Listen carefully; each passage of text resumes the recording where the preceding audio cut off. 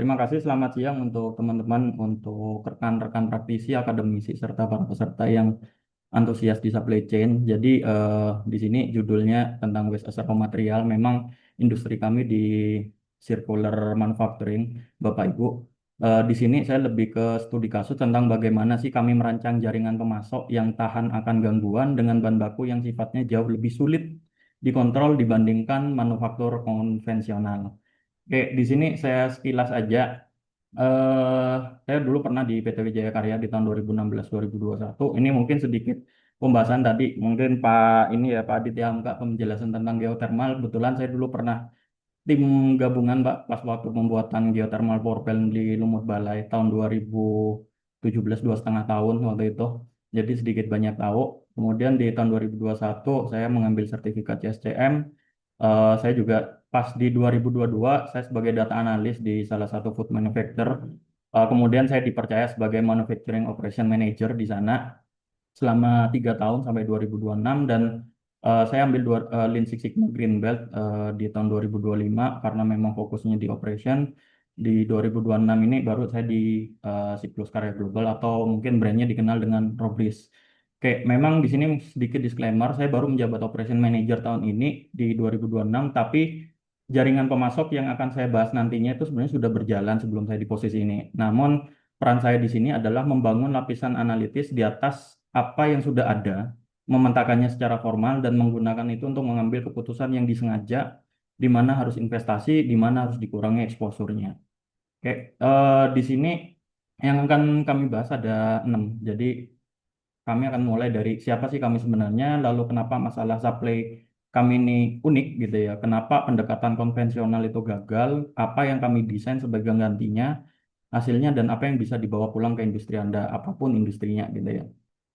Apa sih Robris itu atau PT Siklus Karya Global itu? Jadi Robris itu Bapak dan Ibu, Robris itu manufaktur. Jadi kami bukan waste management di sini. Kami manufaktur high value polymer sheet, artinya kita buat papan plastik dan juga membuat itu menjadi furnitur gitu ya. Dengan bahan bakunya itu 100% recycle HDP plastik. Jadi mungkin tadi kita sempat sedikit pembahasan tentang reverse logistik. Mungkin ini mungkin salah satunya kali ya. Artinya plastik-plastik bekas di sini kalau kita eh, lihat ada plastik waste. Jadi kalau bapak-bapak beli kayak air mineral atau apapun tutup tutup botolnya itu sampah yang bisa kita olah kemudian kami material recovery kita jadikan sebagai polymer sheet, juga menjadi furnitur di sini. Nah, jadi 100% dari material kami itu recycle tanpa ada tambahan virgin plastik ataupun pigmen ataupun pewarna lainnya. Dan kami mencatat 110 ton itu terproses selama setahun tiap tahunnya gitu ya. Oke, saya lanjutkan. Di sini apa sih yang membedakan kami? Kenapa kami unik dalam challenging di supply chain-nya? Jadi di sini di sebelah kiri itu ada konvensional, karena saya juga pengalaman di kontraktor maupun di FMCG ya atau manufaktur makanan. Jadi ya konvensional tuh biasanya kalau nggak di industri langsung atau mungkin supplier vendor yang apa ya terstandarisasi lah di sini karakteristiknya kualitasnya juga terjaga gitu ya. Artinya ya udah dari vendor kirim ke distributor, kita beli distributor atau langsung ke vendor yang terstandar kita olah jadi produk gitu ya. Nah, hal ini tidak sama gitu kalau kita ngomongnya sebagai circular gitu loh. Karena bahan baku kami pure bahan baku apa ya, sampah kalau kita ngomong ya. Artinya memang di sini kami itu menarik dari apa kata maksudnya menarik bahan baku itu dari industrial waste. Jadi kalau industri-industri pembuat botol atau apa yang punya sampah atau hafalan gitu kita ambil terus ada community network itu mungkin kayak bank sampah atau mungkin kayak Waste for Change dan lain-lainnya juga. Artinya mereka para komunitas-komunitas pengumpul sampah, terus ada juga dari partnership-partnership kami gitu ya, mungkin kayak pemulung dan lain-lainnya. Dan mungkin ini kenapa ada tanda tanya dua, karena kemungkinan tuh sourcingnya nanti masih banyak, kita masih bisa expand lagi jenisnya gitu sih. Terus kita gabung baru jadi produk. Oke, artinya manufaktur konvensional itu mengolah pemasok, sedangkan manufaktur sirkular itu mengelola ekosistem materialnya, gitu sih. Itu yang membedakan. Nah, kemudian di mana sih Robris di eh, value chain tersebut? Robris itu posisinya ada tier ke-6. Ini mungkin saya persingkat aja. Jadi kami jelaskan di sini bukan perusahaan waste management, kami manufaktur yang membeli material yang sudah diproses dari dua jalur. Artinya memang kami belinya adalah plastik-plastik yang sudah tercacah ataupun sudah terpeletasi, udah kebentuk, bukan yang berupa sampah lagi gitu loh, udah tersortir dan lain-lainnya gitu sih. Nah, terus apa sih challengingnya di balik circular manufacturing itu? Jadi kalau kami bilang permasalahannya adalah, jadi tadi mungkin sedikit ini ya masuk bukan masukan, terbantu juga dengan datanya Bu Isna tadi yang menyampaikan bahwa ya intinya tadi Bu Isna udah nyampaikan 100% dari sampah kita yang baru didaur ulang itu hanya 7,5% aja gitu ya. Artinya ini melanjutkan gitu ya. Jadi di sini juga dijelaskan bahwa 1,65 juta ton bahan baku plastik itu diimpor gitu kan. Ini bahan baku virgin plastik ya sebutnya itu diimpor. Nah, 75% tadi Bu Lisna itu sekitar 78 lah intinya. Itu yang sampai di lokasi sampah itu hanya 7,5% doang yang benar-benar didaur ulang. Artinya PR-nya sangat banyak gitu ya. Dan ini dari riset BRIN, kebocoran plastik ke laut itu merugikan ekonomi hingga 250 triliun per tahun. Nah, artinya industri terekspos volatilitas harga impor. Nah, ya, harga impor saat kemarin kita tahu Selat Hormuz naik gitu ya. Terus geopolitikal dan lain-lainnya. Sementara jutaan ton material domestik itu tidak terkelola gitu loh. Artinya maksudnya di saat kita struggling dengan kenaikan harga plastik, padahal kita itu masih punya tuh cadangan dari sampah gitu loh. Intinya kayak gitu. Artinya ini bukan masalah sampah, ini gap rantai pasok yang memang belum tersambung gitu sih. Artinya seperti itu. Maksudnya secara intuisi, dua angka besar ini yang 1,65 ton dan 75% ini terlihat sepertinya harus saling menutup, tapi kenyataannya tidak. Karena ketersediaan dan aksesibilitasnya dua halnya itu berbeda gitu loh. Karena menutup gap ini bukan soal mengumpulkan lebih banyak sampahnya, ini soal mendesain sistem di mana saling terkait gitu sih. Artinya kalau kita ngomongnya konvensional, kita biasanya banyakin aja vendor atau supplier biar kita lebih banyakin bahan baku gitu ya. Tapi mungkin di circular itu lebih ke membuat jaringannya. Nah, artinya fragmen material ekosistem ini tiga hal pertama. Jadi sumber yang terfragmentasi itu terfragmen, kualitas yang jadi kendala kami itu kualitasnya itu bervariasi Bapak dan Ibu gitu loh. Terus ketersediaannya itu dinamis, belum tentu ada, belum terus kadang nggak ada gitu ya. Itu strukturnya. Artinya dari tiga ini satu dua tiga ini itu strukturnya. Itu karakter bawaan dari model sirkular. Jadi kalau sirkular manapun memang seperti itu. Yang keempat, kompetisi rebutan bahan baku daur ulang. Nah, jadi kalau saya bilang sebenarnya orang bilang mungkin kita ngelihat pemulung dan ini kayak kasihan gitu. Tapi ternyata setelah saya masuk industri ini, banyak Bapak Ibu saya melihat pemulung itu ternyata rumah-rumahnya besar-besar gitu lah. Artinya memang ini tuh apa ya intinya kayak new goal juga enggak juga. Tapi sebenarnya banyak yang industri yang tumbuh dari sini gitu loh. Nah, artinya ini kayak rebutan, banyak yang dipakai untuk terpal, banyak yang dipakai untuk bikin mungkin ekonomi bawah itu UMKM bikin kayak apa namanya itu plastik-plastik mungkin kayak apa ya, buat gantungan baju dan lain-lainnya gitu sih. Nah, kalau di sini kami membuatnya dalam bentuk papan dan furnitur. Oke, jadi permasalahan hal-hal yang seperti ini gitu ya dari materialnya yang variabelnya sangat tinggi ini akan mempengaruhi terkait planningnya juga. Jadi artinya ini bukan lompatan abstrak, satu batch dari mitra industri itu bisa bersih, bisa seragam. Satu batch dari titik kumpul komunitas bisa bercampur warna, kontaminasi, dan lain-lainnya yang akhirnya menyebabkan di operational risk-nya, di mana saya berada gitu kan. Artinya memang saya membentuk supply chain-nya ini lebih tertata gitu. Kenapa sih traditional sourcing itu nggak cukup bagus? Maksud kami traditional sourcing itu ya udah banyakin aja vendornya. Nah, itu tidak bisa untuk di circular karena bisa jadi vendor A ini kadang grade-nya A, kadang grade-nya C, kadang grade-nya B gitu loh. Artinya expected kita itu semuanya seragam, tapi realnya itu ada yang berbeda ukuran, berbeda jenis. Kadang besoknya sama ukurannya, kadang sama jenisnya gitu sih. Nah, makanya di ekosistem yang terfragmentasi ini tidak ada dua sumber yang benar-benar setara, menambah pemasok tidak menambah pengganti jadinya. Kalau mungkin konvensional bisa gitu ya, saling menutupi lah. Tapi kalau ini enggak, itu menambah profil kualitas dan reliabilitas yang berbeda. Logikanya tidak salah, yang gugur adalah syarat yang mendasarinya. Nah, seperti itu. Nah, kenapa ini enggak bisa bekerja gitu ya. Setiap pemasok itu baru membawa kualitas, format, konsistensinya sendiri-sendiri. Apa sih yang hilang di sini? Ya, di situ resilience is built through supplier orchestration, not supplier expansion. Oke, gimana sih kami mendesain resilience itu? Artinya kami di sini kan melakukan gap analisisnya gitu ya. Akhirnya di sini kami menentukan step pertamanya network visibility-nya, kemudian kita lakukan supplier segmentation, material standardization, sama baru kita lakukan network orchestration-nya seperti apa gitu sih. Nah, salah satunya artinya ini mungkin hanya sebagian kecil, nama ininya juga kami sembunyikan gitu ya. Intinya tampilannya seperti ini. Kami mapping terlebih dahulu agar semua vendor dan supplier kita yang tadi banyak itu ada yang pemulung, ada yang bank sampah, ada yang ini gitu ya.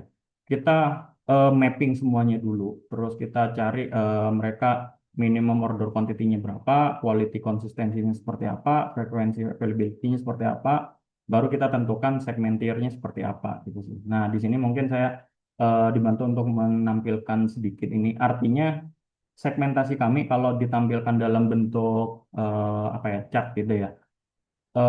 Di sini bisa kita lihat kami bagi menjadi empat empat kuadran atau empat area. Jadi core, concentrate, risk, buffer, sama strategic small. Di sini penentuan sumbu X dan sumbu Y-nya berdasarkan MOQ sama frekuensi. Kalau yang size lingkarannya ini berdasarkan quality. Artinya di sini kami menemukan apa ya anomali gitu ya. Jadi di sini frekuensinya itu secara frekuensi itu reguler. Nah, yang di sini ini yang di core dia termasuk core, tapi kualitasnya tuh sangat rendah karena dibentuknya kecil gitu loh.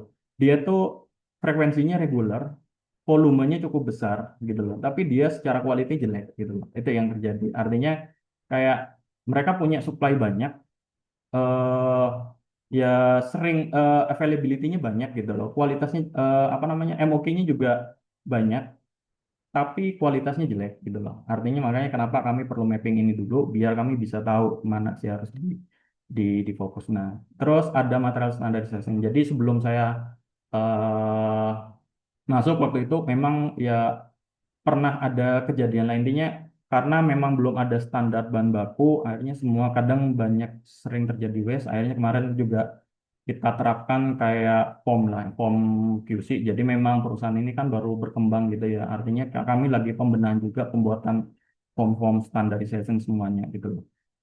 Jadi di sini mungkin yang menarik tidak semua grade warna itu disortir dari alam, Bapak Ibu. Jadi kami juga ada grade khusus. Jadi kalau kita warna alami itu kan kayak kalau tutup botol dari minuman tertentu itu warna biru, ada yang warna oranye gitu ya. Saya nggak nyebut merek dulu. Terus mungkin ada yang warna merah tutup oli biasanya. Nah, kami juga kayak ada proses juga gimana pencampuran warna biru dan kuning itu bisa jadi warna hijau, hijau biar apa ya karena memang customer kami itu kebanyakan dari luar negeri jadi kami biasanya ekspor sekitar 40% pendapatan kami itu ke luar negeri. Mereka butuh warna-warna khusus itu gitu sih. Oke, terus nah jadi seperti ini praktek praktikalnya gitu ya. Secara praktek kami mendesain stabilitas dari tiga jaringan sumber yang berbeda karakternya dari limbah industri, volumenya yang tinggi, konsisten, terus ada juga kemitraan onsite, kualitasnya itu terkontrol dari sumbernya langsung, efisiensi secara logistik dan jaringan komunitas yang jangkauannya luas, terdiversifikasi. Nah, nah, ketiganya ini masuk ke satu hub orkestrasi pasokan yang menangani visibilitas, agresi, multi sumber gitu ya. Terus disortir, distandarkan, baru nanti dilakukan manajemen risiko pemasok. Ada juga kayak jalur tambahan sebagian material dibeli sebelum dicaca langsung dari sumber lalu dirutekan lewat mitra agregator. Agregator tuh karena produksi kami tuh yang memang sudah tercacah gitu biasanya. Artinya kita belinya yang gelondongan kita sebutnya terus kita lakukan diputer untuk ke proses cacahan. Artinya itu tuh menjaga kualitas juga gitu loh. Karena kadang ada yang mereka kirim yang bentuk cacahan tapi itu belum apa ya kualitasnya nggak terjaga. Gitu. Oke, langsung ke result dan impact-nya. Jadi result dan ininya, ini bukan krisis satu kali yang kami selesaikan. Jadi masalah ini memang terus berlanjut. Tapi setidaknya kami lebih apa ya? Kita ngomong lebih tenang ya kalau gitu. Ya. Tantangan berulang yang kami pelajari untuk dikelola, pola lamanya itu kualitas material turun, produksi terganggu, komplain pelanggan masuk, dulu responnya itu ad hoc melakukan perbaikan tambal sulam setiap kali satu sumber gagal gitu sih. Jadi satu vendor gagal, cari lagi yang lainnya. Dan produksi itu sering nunggu, ada downtime. Sekarang tuh responnya tuh lebih terstruktur, disrupsi diserap lewat sourcing yang tersegmentasi dan terbuffer. Bukan yang dihilangkan tapi dikelola gitu sih. Artinya kalau kita ngomong apa namanya konvensional, kalau nggak cocok ya udah di blacklist gitu ya. Artinya di sini apa sih impact yang kita dapatkan? Kamar tadi, oke, minta bantuan 1 menit aja. Kemudian, oke. Terus di sini kami sedikit setidaknya ada 5 core pembagian ininya. Kita udah dapat 5 core supply, 1 strategik, 6 buffer, dan 9 concentrate. Jadi memang apa ya, inti jumlah concentrate risk yang sangat cukup besar. Ini bukan sesuatu yang saya sembunyikan gitu ya. Artinya itu justru menunjukkan di mana pekerjaan orkestrasi kami itu belum selesai. Jadi kita kayak ya kayak dirijen gitu yang benar-benar ngelokasin semuanya gitu sih. Apa sih yang bisa kita Oke. pelajari gitu ya dari feature supply chain ini? Jadi ini 2 slide terakhir. Jadi di sini ada 4 pelajaran yang bisa saya percaya berlaku di luar Robris. Artinya buat teman-teman industri lain. Pertama, ketersediaan bukan aksesibilitas material ada di pasar, bukan berarti bisa dijangkau. Konsistensi atau siap pakai. Kedua, tidak semua daur ulang itu menciptakan nilai yang setara. Seperti itu. Terus ketiga, aliran material sama pentingnya dengan aliran produk. Mengelola jaringan hulu yang terfragmentasi dan multi tier itu sama kritisnya dengan mengelola pengiriman ke pelanggan. Dan keempat yang paling penting itu orkestrasinya gitu sih. Oke, terakhir, nah jadi secara smarter, jadi visibilitas dan segmentasi mengubah sourcing jadi keputusan berbasis data. Secara greenernya itu konteks circular ini bukan headline presentasi saya sebenarnya, ini lebih ke kondisi awalnya gitu ya. Terus yang terkait resilience-nya itu inti dari seluruh pembicaraan ini orkestrasi itu di atas ekspansi gitu sih. Artinya tidak hanya untuk membesarkan vendor semakin banyak, tapi lebih ke mengelolanya. Prinsip desain yang sama juga berlaku kalau saya mungkin ada juga yang mereka manufaktur dari limbah elektronik ataupun fabrik ataupun kayu atau mungkin tadi yang kita pembahasan tentang makanan juga gitu ya sampah makanan gitu. Saya pernah ingat kalau di Taiwan dulu saya pernah di Taiwan itu sisa makanan itu sampahnya kan dia udah terpilih dari rumah tangga itu dipakai untuk pakan ternak biasanya pakan ternak babi-babi gitu. Nah, kalau di Indonesia itu ada juga yang dia dikeringin terus dijadikan pelet untuk pakan ternak juga seperti itu.